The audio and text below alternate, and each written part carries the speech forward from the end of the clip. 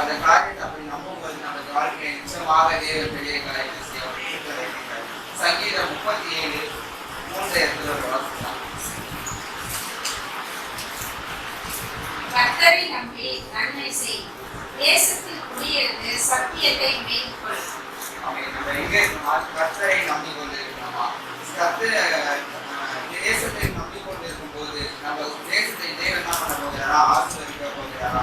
நம்ம இருக்கிற தேசத்திலேயே இருந்து தேவன் அதை உயர்த்துகிற தேவனா இருக்கிறான். நம்ம என்ன செய்யணும்? தேவனை நம்பிக்கொண்டு நம்ம அவருடைய வழியை கை கொள்ளணும். அவருடைய வழியை கை கொள்ளும் போது அவர் நமக்கு நன்மை செய்கிற தேவனா இருக்கிறார். அவர் எப்படி நம்ம வாழ்க்கையை நன்மை செய்தாரோ அது போல நம்ம பிறருக்காக நன்மை செய்யணும். வாழ்க்கையை நன்மையான காரியங்கள் செய்து கொண்டு வருகிறார்கள். நான் அது போல என்னால் முடிந்தவர்களுக்கு நான் நன்மை செய்வேன். என் தேவன் என்னோடு இருக்கும் போது என் வாழ்க்கையில் தேவன் எல்லாவற்றையும் நன்மையான காரியமாக மாற்றுவாரு. நான் என் தேசத்தில் குடியிருக்கும் போது என் தேவன் எல்லாவற்றையும் செழிப்பாக மாற்றுவாரு. ஒரு நன்மையை குறைவிடாமல் மாற்றுவார். என்ன விசுவாசிக்கிறீங்க? நான் என் தேசத்தை கர்த்தரை நோக்கி காத்து கொண்டிருப்பேன். கர்த்தர் என் வாழ்க்கையில நன்மையான காரியங்களை செய்ய போகிறாரு.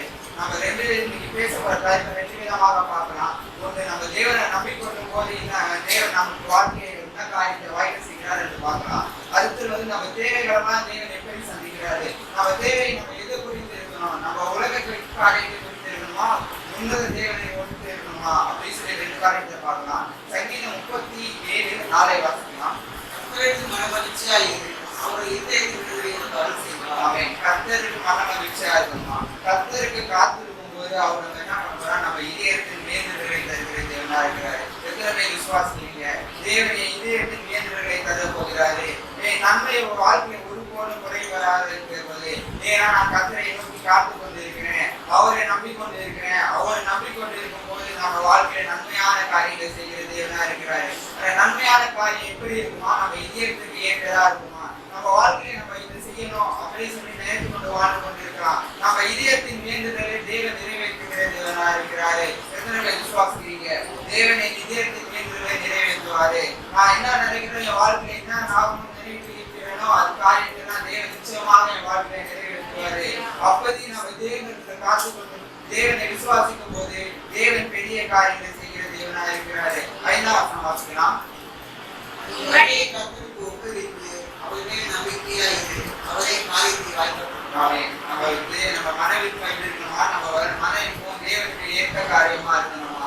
அந்த ஏற்ற காரியத்தை கர்த்தர் கையில ஒப்பு கொடுக்கணும். அந்த காரியத்தை ஒப்பு கொடுக்கும் போதுதான் நம்ம வாழ்க்கையில தேவன் அவர் விருப்பத்தின் படி நம்ம வாழ்க்கையில நிறைவேற்றுகிற தேவனா இருக்கிறார். நம்ம அவரை நம்பி அவர் கருத்துல நம்ம காரியத்தை ஒப்பு கொடுக்கணும்னா, என் காரியம் என் வாழ்க்கைக்கு குறைவா இருக்குது, என் வாழ்க்கையின் ஆசீர்வாதம் குறைவா இருக்கு, என் வாழ்க்கை இந்த பலவீனமா இருக்கு, என் வாழ்க்கை இப்படி இருக்கு அப்படி இருக்கு அப்படின்னு சொல்லி நம்ம நினைத்து கொண்டு வாழ்ந்து கொண்டிருக்கலாம். அந்த காரியம்லாம் தேவனுக்கு ஒப்பு கொடுக்கணும். தேவனை நம்பணும். அப்போது தேவன் நம்ம காரியங்களா வாய்க்க செய்ய போகிறார். எத்தனை பேர் விசுவாசிக்கிறீங்க?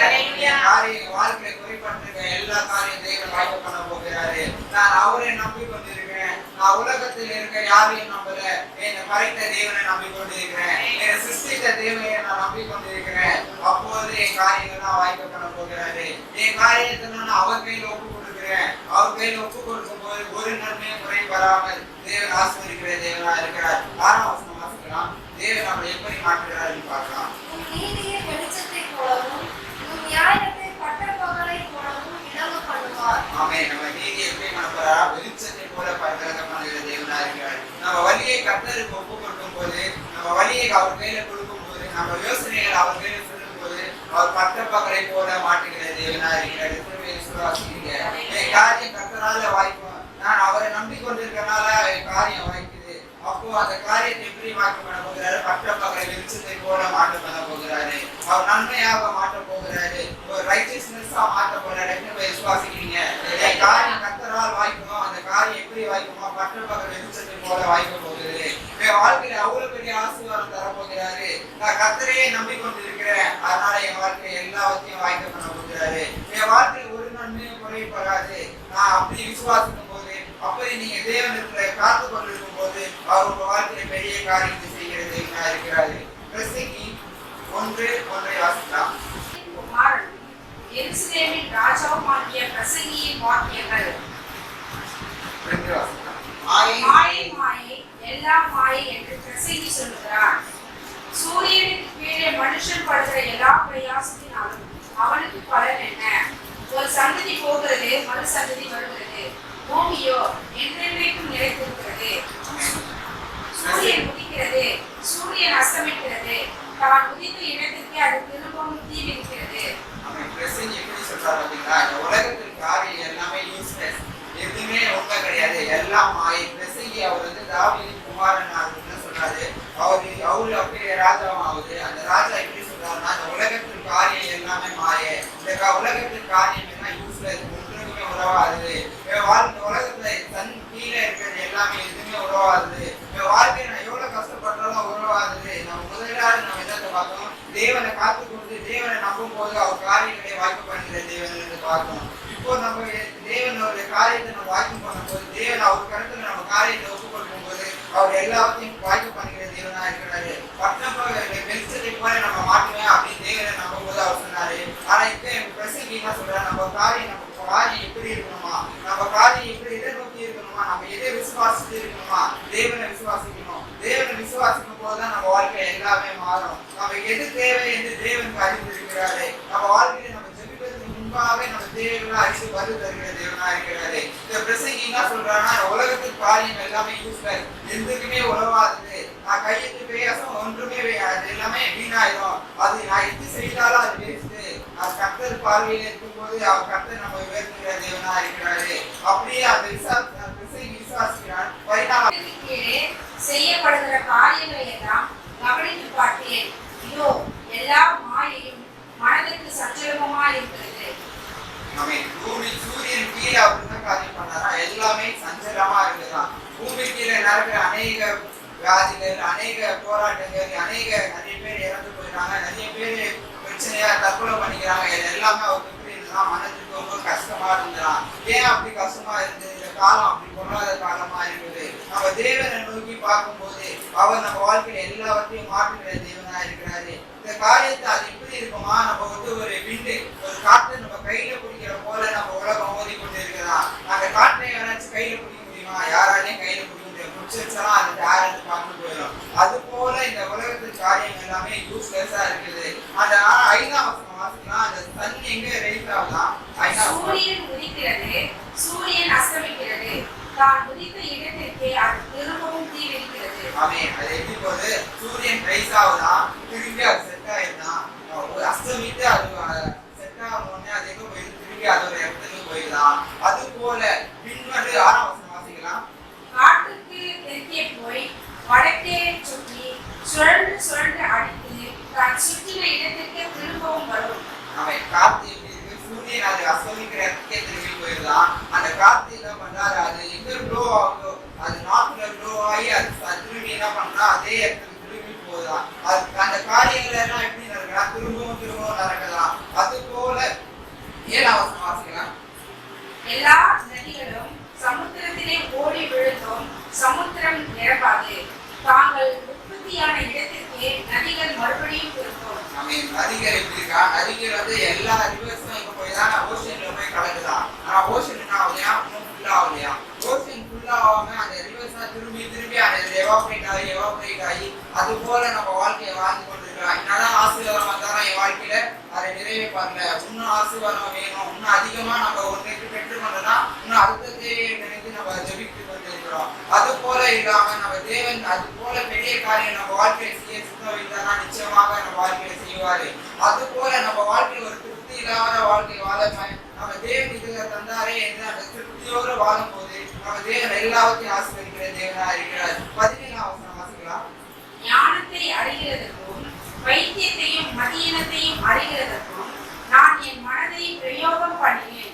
இதுவும் மனதுக்கு சஞ்சலமா இருக்கிறது என்று கண்டேன். ஆமென். அவர் பிரசங்கி என்ன பண்றாரா? ஒரு ஞானத்தை அறியறதுக்கும் ஒரு மூடனை ஒரு பைத்தியக்காரனை அறியறதுக்கும் அவர் ஒரு டைம் ஸ்பெண்ட் பண்ணாராம். ஒரு ஞானவான் எப்படி இருப்பான், ஒரு மூதன் எப்படி இருப்பான் அப்படின்னு சொல்லி அவரு டைம் ஸ்பெண்ட் பண்ணாரா. ஒரு ஞானவானால என்னென்ன காரியம் செய்ய முடியும், ஒரு மூடனால என்னென்ன காரியம் செய்ய முடியும் அப்படின்னு சொல்லி அவர் ஒரு டைம் ஸ்பெண்ட் பண்ணி அவர் ஒரு சரீரம் பண்ணாராம். அந்த சரி அந்த காரியமும் அவருக்கு வீணாயிடுச்சான். எல்லா காரியம் அவருக்கு எல்லாத்தையும் இந்த உலகத்துல பாக்குற எல்லா காரியம் வேஸ்ட். எந்த காரியமே வாழ்க்கையில யூஸ்லெஸ்ஸா இருக்கு, எதுவுமே அது மூல தன்மையா இருக்கு அப்படியே அவர் நினைத்து கொண்டு கொண்டு வாழ்ந்து கொண்டிருக்கிறாரு. அது போல நம்ம இல்லாம நம்ம வாழ்க்கையில நம்ம கர்த்தரிடத்துல ஒப்பு கொடுக்கும் போது அவரே நம்ம எல்லா காரியங்களும் வாய்க்க பண்ணுகிற தேவனா இருக்கிறார். எத்தனை பேர் விசுவாசிக்கிறீங்க? அந்த காரியத்துல எல்லாம் வேஸ்ட் அப்படின்னா உலகத்துல இருக்க காரியம் எல்லாம் வேஸ்ட். இந்த சன் எங்க செட் ஆகுதோ அங்கே திரும்பி வேஸ்ட் ஆயிடுது. இந்த ரிவர்ஸ் எங்க ரன் ஆகுதோ அதே இடத்துல திரும்பி எவாபரேட் ஆகி ஓஷன் ஃபுல்லாகாம இருக்கு. அந்த போல நம்ம ஒரு வாழ்க்கை வாழ்ந்து கொண்டு இருக்கிறோம். ஆனா அந்த காரியங்கள்லாம் மாறணும் ஆகணும். நம்ம வாழ்க்கையில தேவனாக இயேசு கிறிஸ்து வரணும். நம்ம வாழ்க்கையில இயேசு கிறிஸ்து வரும்போது நம்ம வாழ்க்கையெல்லாம் ஃபுல்லாமெண்டா தருகிற தேவனா இருக்கிறாரு. எல்லா திருப்தியான வாழ்க்கையை தருகிற தேவனா இருக்கிறாரு. இந்த பிரசங்க அந்த மூடனுக்கும் ஒரு அறிவாளிக்கும் அதை இது பண்ணதோ அதுவும் ஒரு வேஸ்ட் ஆயிடுச்சு. 13ஆம் வசனம் வாசிக்கலாம். வானத்தின் கீழ் நடப்பதை எல்லாம் ஞானமாய் விசாரித்து ஆராய்ச்சி செய்கிறதற்கு என் மனதை பிரயோகம் பண்ணினேன்.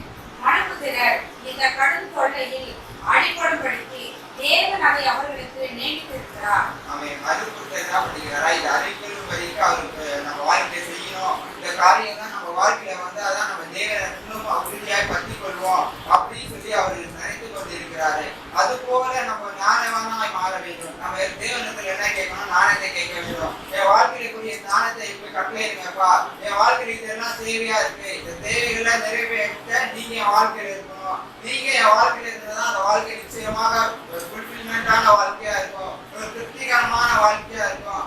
திருப்திகரமான வாழ்க்கை வேணும்னா நீங்க வாழ்க்கையில ஞானத்தை வேணும். சாலமோன் தான் கேட்டானா? தேவனத்துல ஞானத்தை கேட்டாராம். சாலமோன் ஞானத்தை கேட்டனால தேவன் இருக்கு. சாலமோன் ஞானத்தை கொடுத்த தேவன் நம்ம வாழ்க்கையில நம்ம இதெல்லாம் குறைவா இருக்கிறோமோ அது எல்லாம் தேவனத்தை கேட்கும் போது தேவனை விசுவாசிக்கும் போது தேவன் அது அப்படியே வாய்ப்பு பண்ணுகிற தேவனா இருக்கிறார். எத்தனை விசுவாசிக்கிறீங்க? நான் கேட்பதற்கு மேலான பெரிய காரியங்களை செய்ய போகிறாரு. நான் நினைப்பதற்கு மேலான பெரிய காரியங்களை செய்ய போகிறாரு. நான் ஜெபிப்பதற்கு மேலான பெரிய காரியங்களை செய்ய போறாரு என்று நம்ம விசுவாசிக்கும் போது தேவன் பெரிய காரியங்களை செய்கிற தேவனா இருக்கிறார். 2:13 வாசிக்கலாம்.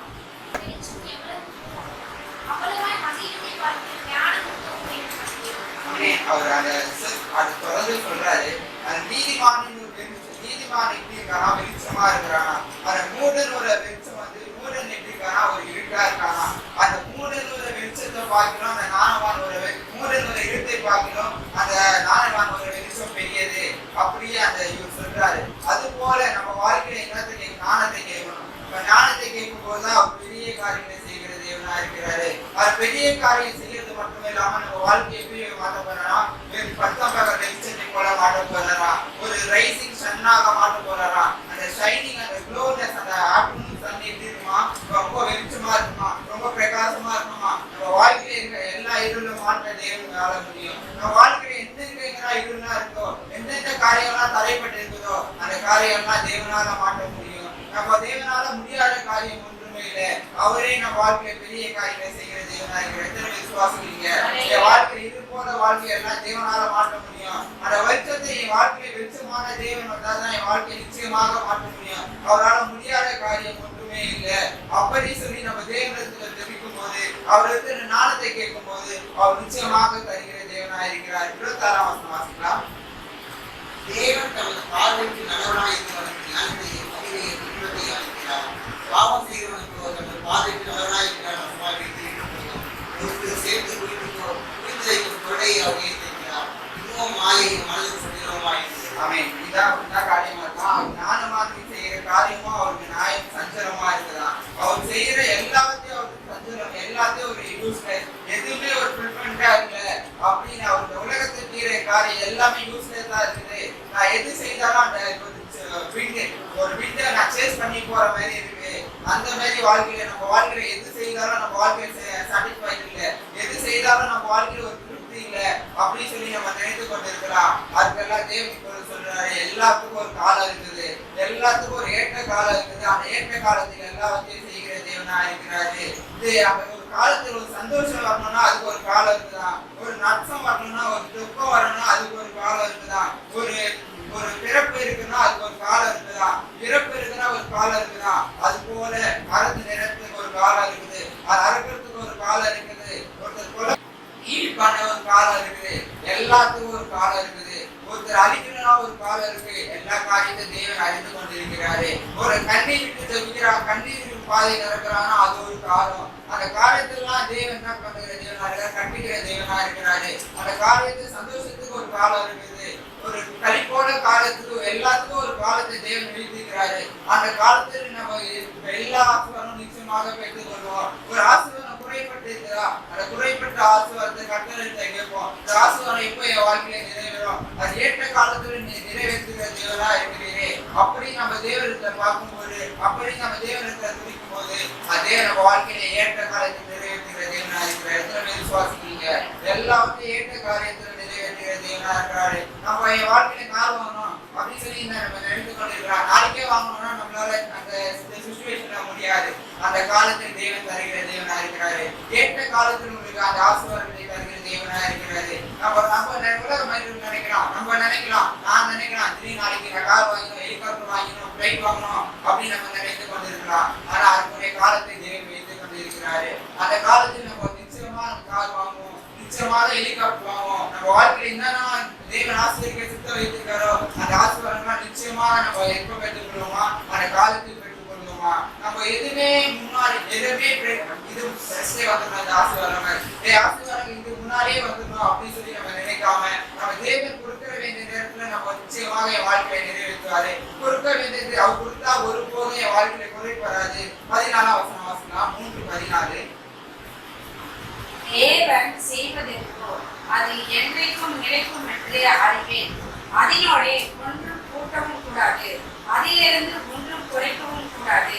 மனுஷர் தமது சமூகத்தில் பயந்திருக்கும்படி தேவன் இப்படி செய்து வருகிறார். ஆமென். நம்ம தேவன் செய்யறது எப்பவுமே எவர்லாஸ்டிங்கா இருக்குமா, கடைசி வரைக்கும் நம்ம வாழ்க்கையில நம்ம முன்னாலே குறித்த அந்த காரியத்தை செய்தோம்னா அது ஒரு நாள் அழிந்து போயிடும், அந்த ஆசீர்வாதம் நம்மளை விட்டு ஒரு நாள் போயிடும். ஆனா தேவன் செய்ய நினைத்தது ஒரு போல தரைப்படாது. அவர் செய்துட்டாருன்னா அந்த ஆசீர்வாதம் நம்ம இறுதி பரியந்தம் நம்ம வாழ்க்கையில எத்தனை பேர் விசுவாசிக்கிறீங்க?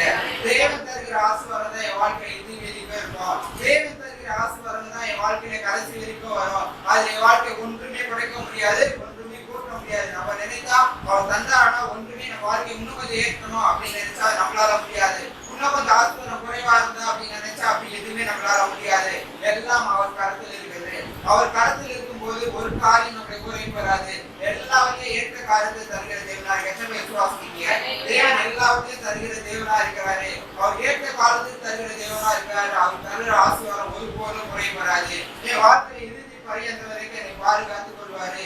ஒரு ஆசீர்வாதமும் குறைப்பட முடியாது, ஒரு ஆசீர்வாதமும் கூட்ட முடியாது. அப்படி நம்ம ஜெபிக்கும் போது, அப்படி இருக்கும்போது அவர் தந்த ஆசீர்வாதம் நித்திய நாட்களா எங்க வாழ்க்கையில காத்திருக்கும். 5:10 எடுத்து வாசிக்கலாம். பணப்பிரியன் பணத்தினால் திருப்தி அடைவதில்லை, செல்வ பிரியன் செல்வ பெருக்கினால் திருப்தி அடைவதில்லை, இதுவும் மாயே. ஆமென். என்ன சொல்றாரா? பணப்பிரியன் அவர் பணம் நிறைய இருந்தா அவரால் திருப்தி அடைய முடியாது. ஒரு ரிச் பர்சன் அவரால் ரொம்ப வெல்த்தா இருந்தா, ரொம்ப ஆசீர்வாதமா இருந்தா அது ஒரு யூஸ்லெஸ், எதுவுமே ஒன்றும் காரியாது. இதோ ஒரு மாயான காரியம் அப்படியே இந்த பிரசங்கி இப்படியாக சொல்லுகிறாரு. அதே போல தொடர்ந்து 12ஆம் வசனம் வாசிக்கலாம். வேலை செய்கிறவன் கொஞ்சமாய் புசித்தாலும் அதிகமாய் புசித்தாலும் அவன் நித்திரை இன்பமாய் இருக்கும். செல்வனுடைய பெருக்கோ அவனை தூங்க ஒட்டாது. ஆமென். நம்ம எப்படி இருக்கோமா? நம்ம சின்னதா இருக்கிறாரு. அந்த சின்ன காரியத்தை இரவு நல்ல நித்திரை காரியங்களை செய்கிறாரு. எத்தனை விசுவாசிங்க? எத்தனை எல்லாம் நல்லா சாப்பிட்டு நல்லா தூங்குறீங்க? எல்லாத்தையும் நல்லா சாப்பிட்டு நல்லா தூங்க வைக்கிறாரு. ஆனா அது போல அந்த பணக்காரங்க அப்படி இருக்க மாட்டாங்களாம். என் வாழ்க்கை இவ்வளவு செல்வம் இருக்குது, என் வாழ்க்கை இவ்வளவு பணம் இருக்கு அப்படின்னு சொல்லி அந்த பணத்தை திடீர்னு நைட்டு ஒரு கொள்ளைக்காரன் வந்து எடுத்துட்டு போயிட்டான், இல்ல இன்கம் டாக்ஸ் வந்து ரைடு வந்துச்சு, அந்த பணத்தை எப்படி பண்ணலாம், எப்படி இது பண்ணலாம் அப்படின்னு சொல்லி யோசிச்சு கொண்டு இருப்பாங்க. அது போல நம்ம தேவன் நம்ம விற்காம நம்ம கையெழுத்து பிரயோசனத்தை ஆசீர்வதிக்கிற தேவனா இருக்கிறாரு. நல்ல சாப்பிடும் வரையும் நல்ல உறங்கும் வரையும் இரவு நல்ல தூக்கத்தை தருகிற தேவனா இருக்கிறாரு. எத்தனை பேர் விசுவாசிக்கிறீங்க? தேவன் என்னை இதுவரைக்கும் ஆசீர்வதித்த தேவன், எல்லாத்தையும் ஆசீர்வதிக்கிற தேவனா இருக்கிறாரு. 2:24 வாசிக்கலாம். புசித்து குடித்து தன் பிரயாசத்தின் பலனை அனுபவிப்பதை பார்க்கலாம் அவனுக்கு ஒரு நன்மையும் இல்லை, இதுவும் தேவனுடைய கரத்திலிருந்து வருகிறது என்று நான் கண்டேன். ஆமென். எங்க இருந்து வருது? அவர் கண்டாரு எல்லாத்தையும் யூஸ்லெஸ், எதுவுமே மாய, எல்லாமே மாயா அப்படின்னு அவர் சொல்லிட்டு வந்தாரு. ஆனா இந்த காரியம் என்ன சொல்றாரு பாத்தீங்களா? ஒரு மனிதன் ஒரு நிம்மதியா சாப்பிட்டு நிம்மதியா தூங்குறது காரியம் யாரால இருந்து வந்தா? கர்த்தரிடத்துல வந்து வருதா? அது உலக மனிதன் கையிலிருந்து வரலைங்க. அது நம்ம கையில தேவ யார் கையில இருந்து வருது? அவர் இடத்துல இருந்து வருது. ஒரு இரவு நல்ல ஒரு நித்திரை காலத்தை கிருபை செய்தார்னா எல்லாம் அவர் இடத்துல வருது. அநேக பேர் பார்க்கலாம், அந்த தூக்கத்துக்கு நிறைய பேர் தூக்கம் வரல அப்படின்னு சொல்லி நிறைய மாத்திரை போட்டு சாப்பிடுவாங்க. நிறைய மாத்திரை போட்டாதான் அவங்களுக்கு தூக்கமே வருது, ஊசி போட்டாதான் எனக்கு தூக்கமே வருது அப்படின்னு நிறைய பேர் சொல்லுவாங்க. தேவன் நம்மளை அப்படி வைக்காம இரவு நல்ல நித்திரைக்காக கிருபை செய்கிற தேவனா இருக்கிறாரு. நல்ல அன்றாட உதவி தருகிற தேவனா இருக்கிறாரு. நம்ம வாழ்க்கை ஒரு நன்மை குறை பெறாமல் பாதுகாக்கிற தேவனா இருக்கிறாரு. அவர் இருளில் நம்மை பாதுகாக்கிற தேவனா இருக்கிறாரு. வெளிச்சத்துல நம்ம பகல் பார்க்க அம்புக்கும் இரவு நேரமான கொள்ளை நோய்க்கும் நம்மை தப்பிட்டு நடத்துகிற தேவனா இருக்கிறார். எத்தனை பேர் விசுவாசிக்கிறீங்க? தேவன் இரவு நல்லா பாதுகாக்கிறாரு. கவலை தேவையான உணவு எல்லாத்தையும் ஆசீர்வாதமா தருகிறாரு. அவர் செய்ய நினைத்தது ஒன்று போல குறையப்படாது. அவர் கொடுத்தாருன்னா வாழ்க்கையில நிச்சயமாக அது எவர்லாஸ்டிங்கா இருக்கும். கடைசி இறுதி பரியந்தம் வரைக்கும் இருக்கும். அதுல ஒன்றுமே என்னால ஆட் பண்ண முடியாது, ஒன்றுமே என்னால் நினைத்தா குறைக்க முடியாது.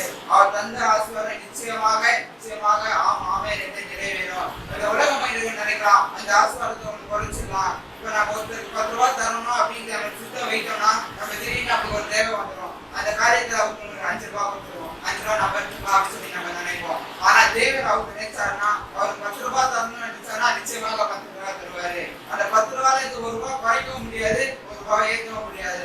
அது போல நம்ம வாழ்க்கையில நம்ம தேவன் நம்மளை அவர் சிந்திக்கும் போது, அவரை நினைக்கும் போது அவர் எல்லாத்தையும் பெரிய காரியங்களை செய்கிற தேவனா இருக்கிறாரு. நம்ம தேவனை நம்பும் போது, தேவனுடைய தேசத்தில் நம்ம குடியிருக்கும் போது நம்மளை பாதுகாக்கிற தேவனா இருக்கிறாரு. அவர் பாதுகாக்கிறது மட்டும் இல்லாம நம்மளுக்கு உதவி செய்கிற தேவனா இருக்கிறாரு. நம்மளுக்கு உதவி செய்கிற மட்டும் இல்லாம நம்ம வெளிச்சத்தை, நம்ம வாழ்க்கையில இருக்கிற பாறையை வெளிச்சமாய மாற்றுகிற தேவனா இருக்கிறாரு. பட்டம் பார்க்கிற வெளிச்சத்தை போல, ஒரு ஆப்பிள் சன்னம் போல நம்மளை வெளிச்சமாய மாற்றுகிற தேவனா இருக்கிறாரு. இந்த உலகத்துல எல்லா காரியமும் ஒரு நாள் யூஸ்லெஸ்ஸா மாறினாங்க.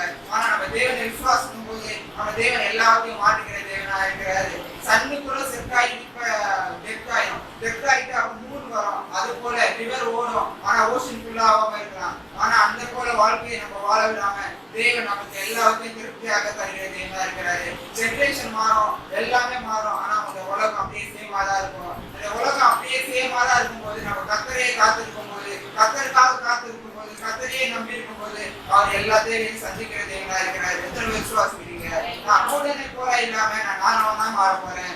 நானுமான வெளிச்சம் எப்படி இருக்குமா? பட்டம் பகல் வெளிச்சத்தை போல மாறுமா? ஆனா கூட எப்படி இருக்குமா? ஒரு டார்க்னஸான வாழ்க்கையா இருக்குமா? என் வாழ்க்கை இந்த நாள் முதற்கொண்டு என் வாழ்க்கை இருட்டான பாறையை நான் வாழ போறதில்லை, வெளிச்சமான வாழ்க்கையை நான் வாழ போறேன். என் வாழ்க்கையை கட்டளை செய்ய நினைத்தது ஒரு நன்மையை குறைப்படாது. அதிலிருந்து ஒன்றும் கூட்டவும் முடியாது, ஒன்றும் குறைக்கவும் முடியாது. என் வாழ்க்கையை நிச்சயமாக அவர் செய்ய நினைத்தது குறையப்படாது. அது கடைசியாக பார்த்தோம், நம்ம வாழ்க்கையில உணவு தருகிற தேவன், நம்மளுக்கு உலக இரக்கம் தருகிற தேவன், நம்மளுக்கு புதிய நாளை தருகிற தேவன், எல்லாத்தையும் அவரால் தான் வந்தது. இந்த உலகத்தை எல்லாமே யூஸ்ஃபுல்லா இருந்தாலும் பணக்காரன் அவர் பணத்தை நினைத்து கவலைப்பட்டு கொண்டிருக்கலாம். ஆனா நம்மள தேவன் நம்மளை அன்றாட இருக்கும்படி அன்றாட காரியங்களை செய்ய இருந்தாலும் அந்த காரியத்தை எல்லாம் நம்மளை திருப்தியாக நடத்துகிறது. வாழ்க்கை எல்லாமே திருப்தியாக வைக்கிறாரு. இரவு நல்ல நித்திரைக்கான கிருபை செய்கிறாரு. காலையில விழிக்கொள்ள கிருபை செய்கிறாரு. காலையிலே எனக்கு உணவு தருகிறாரு. 3 வேளை என உணவு தந்து பாதுகாத்து நடத்துகிறாரு. அப்படி நம்ம பார்க்கும்போது அப்படி நம்ம தேவனுக்கு கொடுத்த காரியம் ஒன்றுமே வாழ்க்கையை குறைப்படாம நிச்சயமாக நம்ம வாழ்க்கையில நிறைவேறும். ஒரு விஷயம் கண்களை முடிச்சு சொல்லிக்கலாமா? நம்ம தேவையெல்லாம் தேவத்தை கேளுங்க. நான் உண்மைதான்ப்பா நம்பி கொண்டிருக்கேன், நான் உண்மையை வேற யாருமே நம்பல, நீங்க என் வாழ்க்கையில நிறைவேற்ற காரியம் ஒன்றுமே. அது போல நம்ம தேவத்தை கேட்கும் போது நான் உண்மைதான்ப்பா நம்பி கொண்டு இருக்கிறேன், இந்த உலகம் நம்பல, நீங்க என் வாழ்க்கையில இருந்தாதான் என் வாழ்க்கை ஆசீர்வாதமா இருக்கும், என் தேசம் ஆசீர்வாதமா இருக்கும், நீங்க குறித்த நகரத்துக்கு நான் நிச்சயமாக ஆசீர்வாதமா வாழ்வேன். நான் உண்மை நம்பிக்கொண்டிருக்கும் போதுதான் நீங்க தேவைகளான சந்திக்கிற தேவனா இருக்கு. கண்களை பண்ணி ஜெபிக்கலாம். நீங்க ஜெபிங்க, உங்க தேவைகளாக கேளுங்க. நான் உண்மைதான்ப்பா நம்பிக்கொண்டிருக்கிறேன், நான் உண்மைதான், நீரே வாழ்க்கையை பட்டமகள் நெச்சத்தை போல மாற்ற முடியும், இந்த உலக மனிதர்களை நினைத்தா முடியாது, நீரே என் தேவைகள்லாம் சந்திக்கிற தேவனா இருக்கிறீரே. என் வாழ்க்கையில உலகத்துல இருக்க எல்லாமே வீணான காரியம், ஆனா நான் நீ நினைத்தாதான் அந்த ஆசீர்வாதம் என் வாழ்க்கையில வரும். நான் ஒரு மூடனை போல வாழாமல் ஒரு ஞானவானாய் வாழ வேண்டும். அந்த ஞானமான வாழ்க்கையில வெளிச்சத்தை போல மாட்டீங்களே, என்னோட வாழ்க்கையில வெளிச்சமாக மாட்டுங்க. ஒரு நன்மையை குறைபடாம ஆசீர்வதிங்க. என்னை இதுவரைக்கும் என்னை பாதுகாத்து வந்தீரே, இனியும் பாதுகாத்து கொள்ளுங்க. அவர் செய்ய நினைத்தது நம்ம வாழ்க்கையில ஒன்றுமே தடைப்படாது. எத்தனை பேர் விசுவாசிச்சீங்க? அவர் செய்ய நினைத்தது என் வாழ்க்கையில ஒன்றுமே தடைப்படாது. அவர் இந்த ஆசீர்வாதம் கொடுப்பே நிறைவேற்றாலும் நிச்சயமாக அந்த ஆசீர்வாதத்தை கொடுப்பாரு. அந்த ஆசீர்வாதம் இறுதிப்படி எந்த வரைக்கும் நம்ம வாழ்க்கையை காண செய்வாரு. ஆனா பணக்காரன் நினைத்து கொண்டிருக்கிறார், சந்தோஷமா இருக்கிறார் அப்படின்னு நினைத்து கொண்டிருக்கிறார். அதை பார்க்கணும் நம்ம தேவன் நம்மை சந்தோஷமாக வைத்துக் கொண்டிருக்கிறாரு. அன்றாட உணவு தருகிற தேவனா இருக்கிறாரு. அன்றாட ஒழுக்க தருகிற தேவனா இருக்கிறாரு. புதிய நாளுக்குள்ள நம்ம நடத்துகிற தேவனா இருக்கிறாரு. ஒவ்வொரு நாளும் புது கிருபை தருகிற தேவனா இருக்கிறாரு. ஒரு நாளும் புதிய புதிய அற்புதங்களை காண கிருபை செய்கிற தேவனா இருக்கிறாரு. எல்லாவற்றையும் நம்ம வாழ்க்கையில புதிதான காரியங்களை செய்கிற தேவனா இருக்கிறாரு. அவரை நம்பி இருக்கும் போது அவர் நிச்சயமாக நம்ம வாழ்க்கையில பெரிய காரியங்களை செய்வாரு. அவரை நம்பி இருக்கும் போது நம்ம தேவைகளை சந்திப்பாரு. நம்ம தேவைகளை சந்திக்க மட்டும் இல்லாம நம்ம வாழ்க்கை பட்டம் பக்கம் வெளிச்சத்தை போல மாற்ற போகிறாரு. அன்பின் வருவதற்காகவே இந்த வேலை சொல்லி சாப்பிட்டு நன்றி செலுத்த தகவலே இந்த வார்த்தையை வெளியே வாழ்க்கை ஆமே என்று நிறைவேற்றுவதற்காக நன்றி செலுத்த தகவலே நாங்கள் உண்மை நம்பிக்கொண்டு இருக்கிற தகவலே நீங்க எங்க வாழ்க்கையில் அற்புதம் செய்கிற தகவலே நீங்க எங்க வாழ்க்கையில பட்டம் பக்கம் வெளிச்சத்தை போல மாற்றுகிற தகவலே இருளான வாழ்க்கையை வாழ்ந்து கொண்டிருந்தாலும் அந்த வாழ்க்கையை நீவான வெளிச்சம் நீரே நிறைவான வெளிச்சம் எங்க வாழ்க்கையில வரும்போது நீர் எல்லாத்தையும் எங்க வாழ்க்கையில வெளிச்சமாக மாற்றுகிற தேவன். நாங்கள் ஒரு நன்மையை குறித்து ஒரு கவலையை குறித்து கவலைப்பட தேவையில்லை. எல்லாத்தையும் நன்மையாக மாற்றுகிற தேவன். நீர் எங்க தேவைகளை சந்திக்கிற தேவன். நான் சாலமோனுக்கு ஞானத்தை கொடுக்கிறேன், எங்க வாழ்க்கையில ஞானத்தை கொடுங்க. எங்க வாழ்க்கையை நாங்க எப்படி வாழணும், அடுத்த ஸ்டெப் என்ன பண்ணணும் அப்படின்னு சொல்லி ஞானத்தை நீங்க கட்டளை இருங்க. நீங்க கட்டளை இருந்தாதான் எங்க வாழ்க்கையில எல்லாமே முடியுது தகப்பனே. நீங்க இல்லாத ஒரு நிமிஷம் கூட எங்களால வாழ முடியாது. நீங்க நினைச்சா எங்க வாழ்க்கையில அதிசயமாக அற்புதமாக நீங்க நடத்துவீங்க. நீங்க எங்களை பாதுகாத்துக் கொள்வீங்க. நீங்க எங்களை வழி நடத்திக் கொள்வீங்க. நீங்க எல்லாத்தையும் தேவைகளை சந்திப்பீங்க. நீங்க தருகிற ஆசீர்வாதம் ஒரு நாளும் குறைபடாம எங்களை வாழ்க்கையை நிச்சயமா இறுதி பரியந்தம் வரைக்கும் நீ எங்களை ஆசீர்வதிக்க போறதுக்காக நன்றி செலுத்துகிறேன். நீ பெரிய காரியம் செய்ய வந்து ஒவ்வொருத்தரையும் ஆசீர்வதிக்க வர தரப்பட்டதை நீ ஆசீர்வதிக்க போற கிருபைக்காய் தயவுக்காய் நன்றி செலுத்துகிறேன். பெரிய காரியம் செய்ய வழிநடத்த இயேசு கிறிஸ்து நாமத்தில் நல்ல பிதாவே ஆமென்.